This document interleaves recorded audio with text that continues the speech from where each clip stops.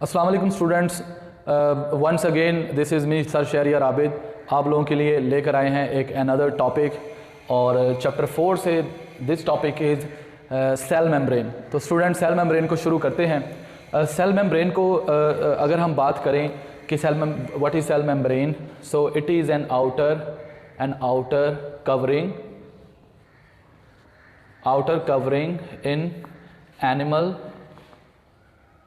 in animal cell, whereas in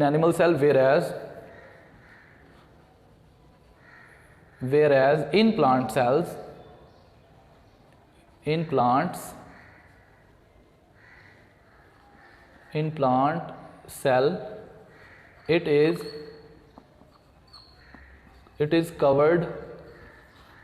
is covered by cell wall. जी students, ये तो बड़ी आम सी तारीफ है सेल मेम्ब्रेन की कि सेल मेम्ब्रेन एक ऐसी साख्त है, एक ऐसा स्ट्रक्चर है जो एनिमल सेल्स के तो बाहर होता है, मतलब फुल बाहर, आउटर मोस्ट होती है, ठीक है, कवरिंग। वेयरएज जब हम प्लांट सेल्स की बात करते हैं तो प्लांट सेल्स के अंदर जो सेल मेम्ब्रेन है उसके बाहर एक और कवरिंग होती है जिसको सेल वॉल कहते हैं। तो सेल वॉल जो है, ठीक है, इस तरीके से हमने सिंपल सा डिफाइन कर दिया। तो स्टूडेंट्स बात करते हैं फंक्शंस की। सो फंक्शंस ऑफ सेल मेम्ब्रेन की अगर हम बात करें तो सेल मेम्ब्रेन के फंक्शंस जो हैं वो उनमें जो भी फंक्शंस हैं उसमें से सबसे पहला जो फंक्शन है नंबर 1 पे जो है वो है कि transport of materials coming in and out of cell के अंदर या सेल के बाहर जो मटेरियल्स की आमदोरफ्त है, जो उनकी ट्रांसपोर्टेशन है, उसको जो है वो कंट्रोल करना, उसको मेंटेन करना, उसको मैनेज करना, ये सेल मेम्ब्रेन का जो है वो पहला फंक्शन है।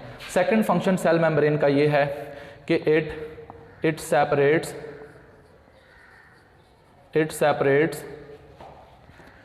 inside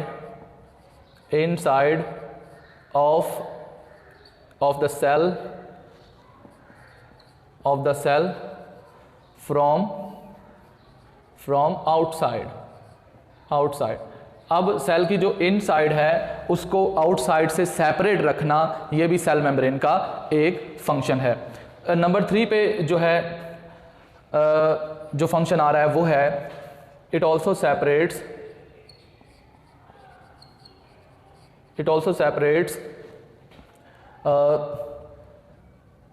cell and its organelles. जी, सेल के जो ऑर्गेनेलिज हैं उनको सेल के अंदर के साइटोप्लाज्म से सेपरेट रखना जो है ये भी जो है सेल मेम्ब्रेन का ही काम है। और इसी वजह से सेल के अंदर यानी कंपार्टमेंट्स बनते हैं। सेल इटसेल्फ एक कंपार्टमेंट है, ठीक है। सो कंपार्टमेंट्स विद इन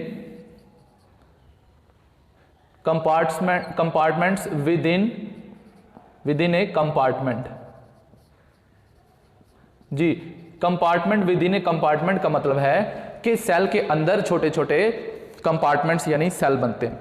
और स्टूडेंट्स आपको ये भी पता होगा कि जो सेल के ऑर्गेनेलिज हैं, चाहे माइटोकॉन्ड्रिया, गोल्जी अपरेटस है, ये भी एक्चुअली सेल मेम्ब्रेन से ही बने हुए कंपार्टमेंट्स या बॉक्सेस हैं जो सेल के अंदर जो है वो डिफरेंट फंक्शंस परफॉर्म कर रहे होते हैं। तो ये 3 फंक्शन हो गए। चौथा फंक्शन सेल मेम्ब्रेन का वो ये है कि इट ऑल्सो सेपरेट्स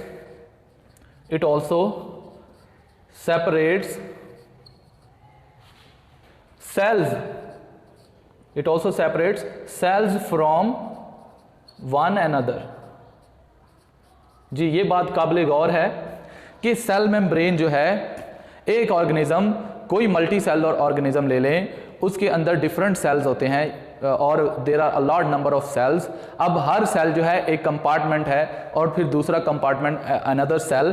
तो इसी तरीके से 2 हो या बहुत ज़्यादा सेल्स क्यों ना हो, उन सेल्स को सेल मेम्ब्रेन ही अलग अलग रखती है, सेपरेट रखती है।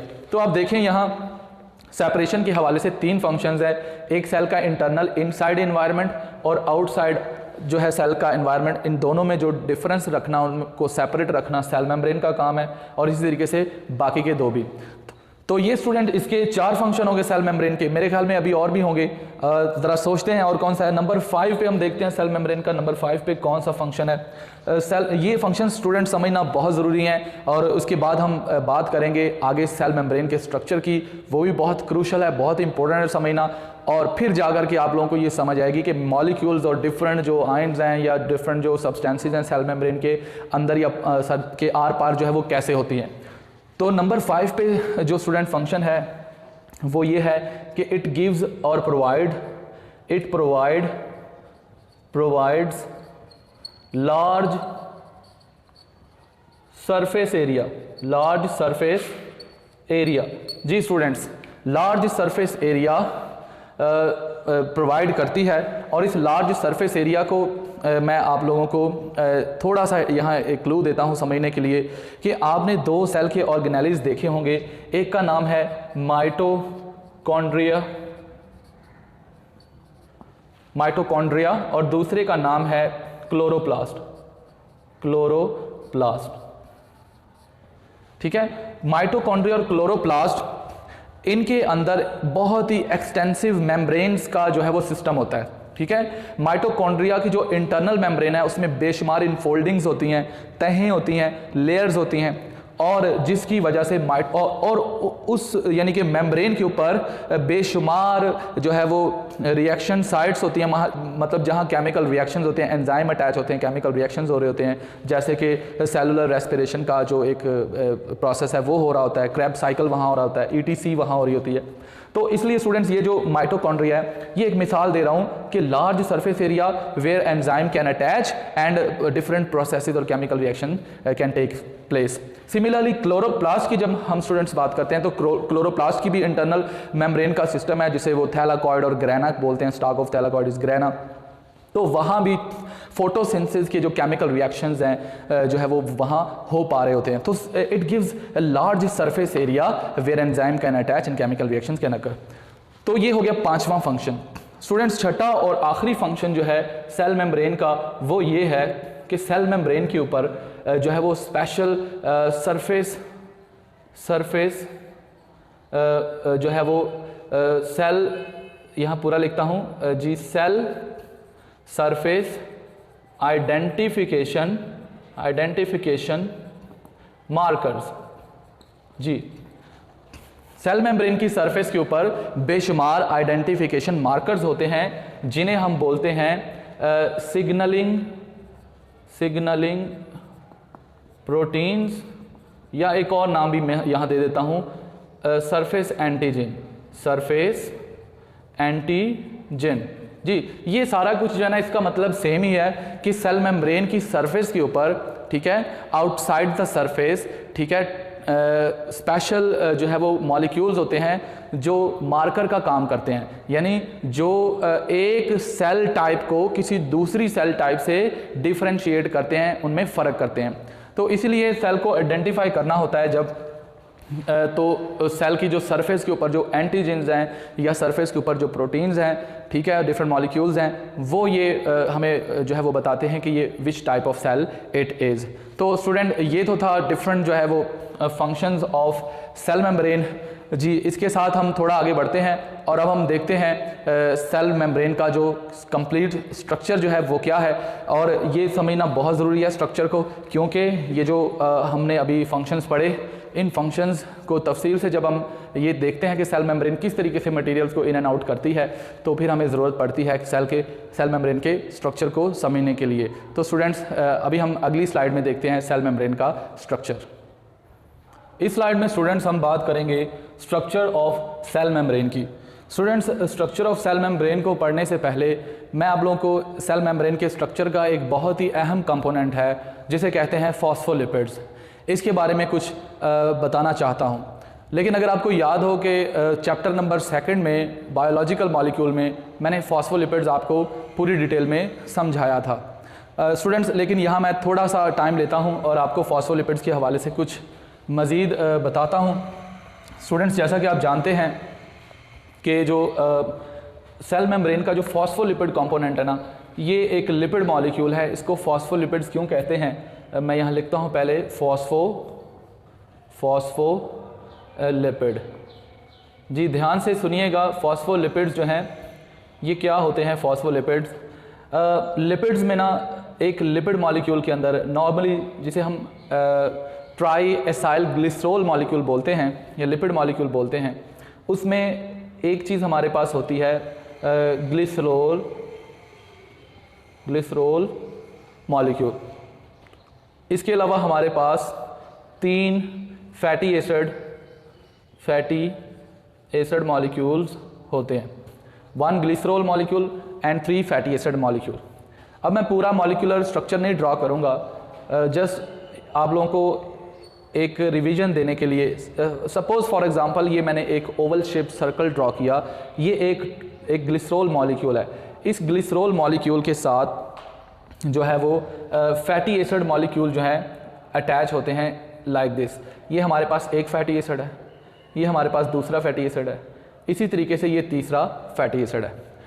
ये आम तौर पर जो है ये कहाँ नज़र आता है आप लोगों को, जब आप नॉर्मल फैट्स एंड ऑयल्स जो हैं उनको स्टडी करते हैं, तो उसमें एक ग्लिसरॉल मॉलिक्यूल 3 फैटी एसिड्स के साथ जुड़ा होता है और एक ट्राई एसाइल ग्लिसरॉल मॉलिक्यूल बनाता है। तो ये सिंपल लिपिड्स की जो है वो एक एग्जांपल है। वेयर एज द फॉस्फोलिपिड में क्या होता है कि बाकी जो है वो स्ट्रक्चर सेम होता है, सिर्फ फैटी एसिड में यहाँ आकर के एक थोड़ा सा चेंज आता है और उस चेंज को मैं यहाँ आपको उसकी वजाहत करूँगा। जी लेट्स सपोज चेंज क्या है कि जो 2 फैटी एसिड्स हैं वो तो लगे हुए हैं वैसे के वैसे, लेकिन जो तीसरा फैटी एसिड है इसकी जगह पर एक फॉस्फेट ग्रुप आकर अटैच हो जाता है। जी फॉस्फेट ग्रुप, मैं फॉस्फेट ग्रुप के लिए सिर्फ पी लिखूँगा। तो स्टूडेंट्स फॉस्फेट को मैंने पी से जाहिर किया। इसके अलावा जो है कोई बेस भी अटैच हो सकती है, ठीक है, जैसे कोलाइन बेस है, ठीक है, कोलाइन बेस। तो देखें ये कोलाइन बेस, इसका मैंने पूरा नाम लिख दिया, ठीक है, तो ये कोलाइन हो सकती है। तो अगर हम इसको देखें तो ये एक फॉस्फोलिपिड का स्ट्रक्चर है, ठीक है। आपकी बुक में ये 3 बेसिस जो है वो दी हुई हैं, सीरीन है, कोलाइन है, एथेनॉल अमाइन है, लेकिन मैंने सिर्फ एक कोलाइन बेस को अटैच किया है फॉस्फेट ग्रुप के साथ। सो ये एक सिंप्लीफाइड या जनरल कह लें फॉस्फोलिपिड का मैंने स्ट्रक्चर ड्रॉ किया है। इस पूरे को हम फॉस्फोलिपिड कह सकते हैं या मोर अप्रोप्रिएटली हम इसको बोल सकते हैं फॉस्फेटिडाइल कोलाइन, ठीक है। तो ये स्टूडेंट हमारे पास एक फॉस्फोलिपिड आ गया। अब स्टूडेंट देखना यह है कि फॉस्फोलिपिड के पास एक ग्लिसरॉल मॉलिक्यूल है ये वाला, दूसरा ये जो हमारे पास 2 ये टेल्स हैं फैटी एसिड्स की बनी हुई टेल्स, ठीक है, और तीसरा हमारे पास ये फॉस्फेट ग्रुप वाला पार्ट रह जाता है। होता कुछ इस तरीके से स्टूडेंट्स कि ये जो ग्लिसरॉल मॉलिक्यूल है ये वाला, ये हाइड्रोफिलिक होता है, यानी ये पोलर होता है। यहाँ मैं 2 वर्ड लिख रहा हूँ, एक लिख रहा हूँ पोलर और दूसरा लिख रहा हूँ हाइड्रोफिलिक। जी हाइड्रोफिलिक और पोलर होना जो है वो क्या है, पोलर कहते हैं ऐसे कंपाउंड को या ऐसे मॉलिक्यूल को जिस पे जो चार्ज की सेपरेशन है वो अनइवन हो या अनइक्वल हो, यानी उस मॉलिक्यूल का एक हिस्सा पॉजिटिवली चार्ज्ड हो और दूसरा हिस्सा नेगेटिवली चार्ज्ड हो, ठीक है। तो दिस इज कॉल्ड पोलैरिटी, ठीक है। तो ऐसा मॉलिक्यूल जिस पर ऐसा होगा उसे पोलर मॉलिक्यूल बोला जाएगा। तो जैसे कि पानी है, पानी जो है वो हाइड्रोजन और ऑक्सीजन के मिलने से बनता है, तो ऑक्सीजन पर पार्शियल नेगेटिव, हाइड्रोजन पर पार्शियल पॉजिटिव चार्जेस होते हैं। तो पानी एक पोलर मॉलिक्यूल है क्योंकि इस पे चार्जेस की अनइक्वल डिस्ट्रीब्यूशन है, नेगेटिव एंड पॉजिटिव चार्जेस। अब हाइड्रोफिलिक होना क्या होता है, ऐसा मॉलिक्यूल जो पोलर हो यानी उस पे भी चार्ज की डिस्ट्रीब्यूशन अनइवन हो, लेकिन वो मॉलिक्यूल जो है वो पानी के साथ मिल सकता हो, यानी पानी में डिज़ोल्व हो सकता हो, पानी उसे रिपेल ना करता हो बल्कि पानी उसको एक्सेप्ट करता हो, उसको उससे मोहब्बत करता हो, लव करता हो, तो ऐसे मॉलिक्यूल को हाइड्रोफिलिक मॉलिक्यूल जो है वो बोला जाता है। तो स्टूडेंट जो पोलर मॉलिक्यूल्स होते हैं वो हाइड्रोफिलिक भी होते हैं। तो आप लोगों ने ये चीज़ याद रखनी है। अब हम आगे बढ़ते हैं। कि ग्लिसरॉल मॉलिक्यूल का ये जो पार्ट है, यानी ये ग्लिसरॉल पार्ट जो है ये पोलर भी होता है और हाइड्रोफिलिक भी होता है, यानी इस पे अनइवन चार्ज डिस्ट्रीब्यूशन भी है और वाटर लविंग भी है।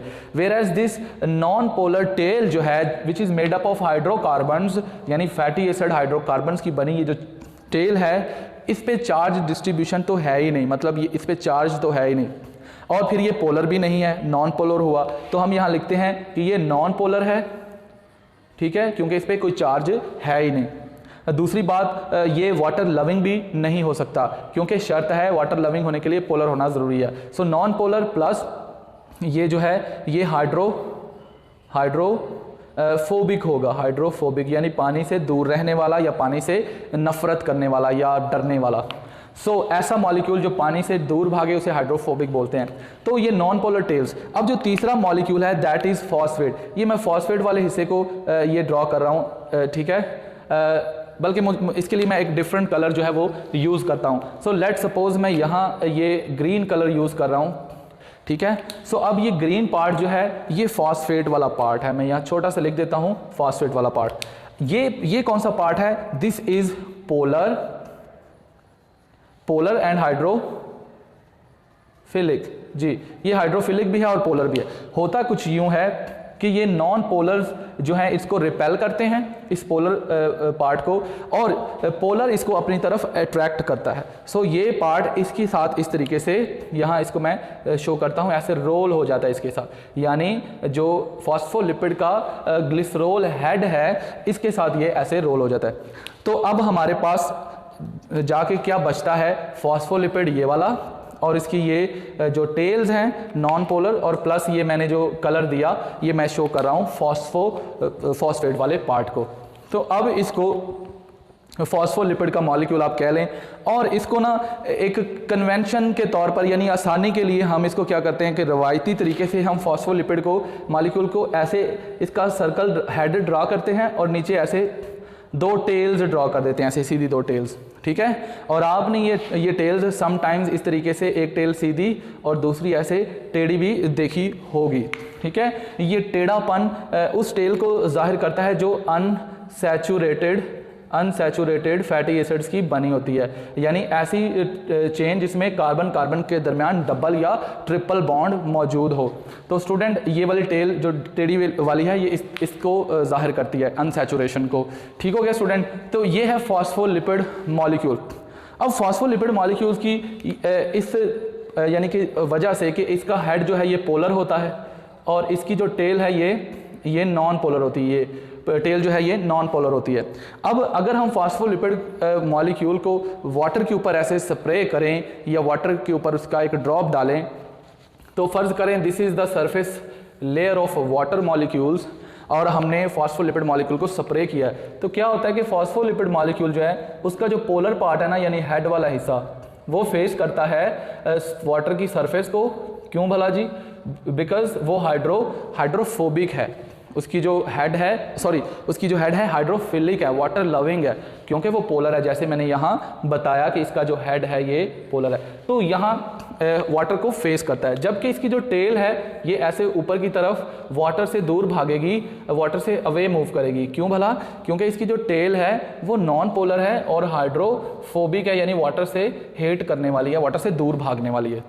तो वाटर की सरफेस पे जो है इस तरीके से आप लोगों को जो है वो फॉस्फोलिपिड मॉलिक्यूल्स नज़र आएंगे on the surface of water, ठीक है, सरफेस ऑफ वाटर।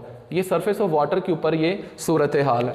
अब हम बात करते हैं कि अगर हम फॉस्फोलिपिड्स को बजाय के वाटर के ऊपर स्प्रिंकल करें या उसको स्प्रे करें, ठीक है, हम उसको वाटर के साथ मिक्स अगर करें, ऐसे शेक कर दें, तो फिर क्या होता है? तो अगर हम वाटर प्लस फॉस्फोलिपिड के दोनों को मिला के शेक कर दें, ठीक है, हिला दें, तो क्या होता है कि फॉस्फोलिपिड जो है ना वो छोटे छोटे वेजिकल्स बना देता है।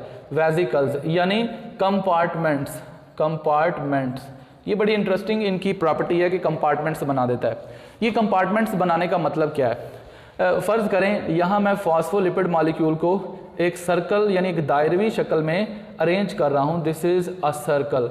तो अब अगर आप देखें इस सर्कल में ये दरमियान वाला हिस्सा जो है, अगर मैं इसको वाटर कह दूँ, ये दरमियान में अगर वाटर है, नीले रंग का वाटर जी, और बाहर वाली साइड जो है